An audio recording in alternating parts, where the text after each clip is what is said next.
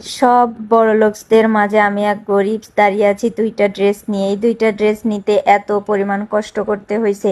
ঈদের টাইমে আড়ংয়ে এত ভিড় হয়, মানে আমি কয়েকদিন আগে গেছিলাম, কিন্তু ঈদের একদিন দুই দিন আগে যেরকম ভিড় হয় জানতাম না।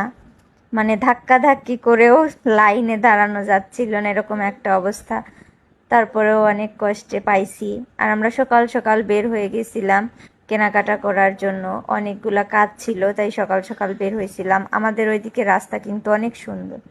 তারপরে আমরা তো চলে গেছিলাম গলুর জন্য খাবার কিনতে আর একটা ঘর কিনতে। গলু ইদানিং খুব দুষ্টামি করে, তাই তাকে ঘরের মধ্যে আটকে রাখবে। আমি এখানে বসেছিলাম আর আঙ্কেলটা দেখাই দিচ্ছিল এটা কিভাবে ঠিক করে ঘরটা, মানে বুঝাই দিচ্ছিল আর কি। তারপরে চলে গেছিলাম ফুলের দোকানে, কিছু ডেকোরেশনের জন্য কিছু ফুল গাছ কিনবো, তাই আর কি। আমি বুঝতেছিলাম না এত এত কালেকশনের মাঝখানে কোনটা নিব।